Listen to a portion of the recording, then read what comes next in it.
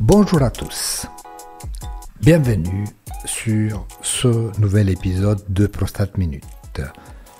Je m'appelle Vincent Hupertan, je suis urologue et sexologue, auteur de livres Encyclopénis.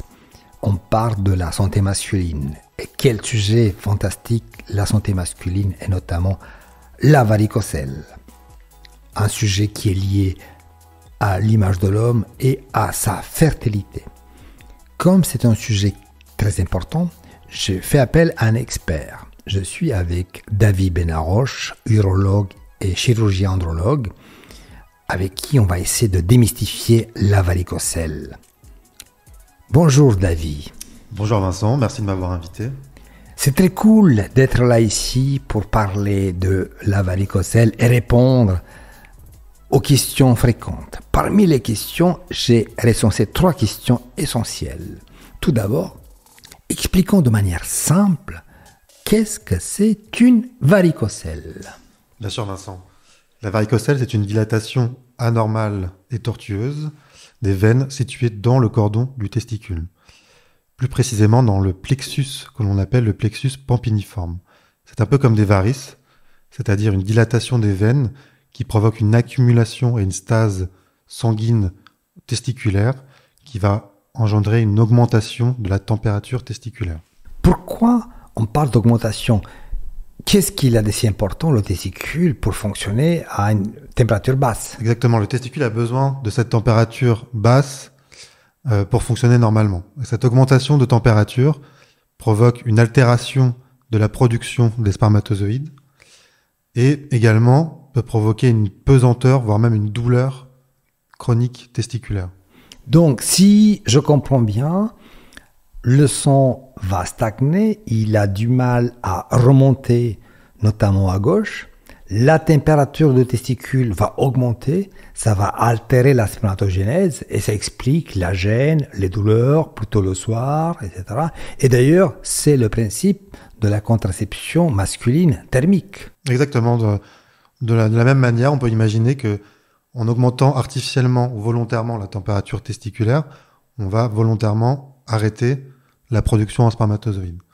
Or, dans le cas d'une varicocèle, cette température augmentée va provoquer une baisse de la production en spermatozoïdes et donc une baisse de la fertilité. Donc, ce qui explique une situation dans laquelle on va diagnostiquer une varicocèle, c'est un homme qui consulte pour un problème de fertilité. Le plus souvent, c'est ça. Ce sont des patients qui viennent nous voir pour des problèmes de fertilité.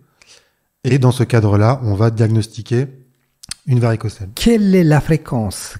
Que sait-on par rapport à tous les jeunes, par rapport aux hommes fertiles ? Est-ce qu'on a des datas, est-ce qu'on a des chiffres sur la fréquence de la présence d'une varicocèle ? Alors oui, dans la population générale, on retrouve une varicocèle dans 15 à 20% des hommes. Mais ce taux, on le sait, est beaucoup plus élevé chez les patients infertiles ou hypofertiles.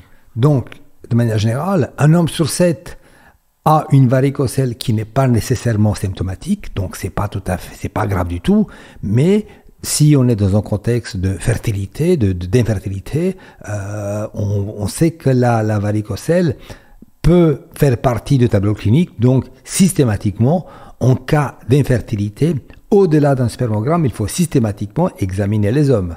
Exactement, c'est un principe.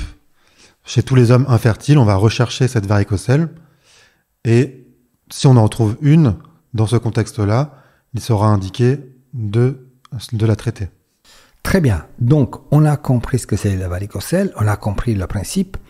Mais est-ce que c'est grave, docteur ? Alors non, ce n'est pas grave. Dans la plupart des cas, évidemment, les patients sont totalement asymptomatiques et ne présentent pas d'altération de leur fertilité. Dans ces cas-là, ce qui est la majorité des cas, on ne va pas traiter la varicocèle. Le traitement est indiqué dans 2 grandes situations. Soit les patients consultent pour une gêne, une pesanteur chronique testiculaire, voire même une douleur chronique, ou dans le cas, comme on l'a évoqué, de l'infertilité. Merci David, merci pour ces explications. Donc on a compris ce que c'est la varicocèle, on a compris que ce n'est pas grave, qu'il y a des situations dans lesquelles on traite, mais que très souvent on ne traite pas.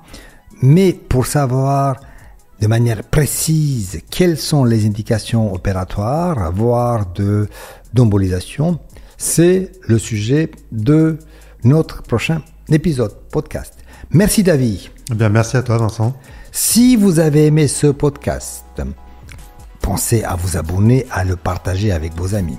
Et si vous avez une question très précise, de manière générale, sur la santé masculine et plus précisément sur la varicocèle, pensez à me contacter à l'adresse audio@hypertemps.com.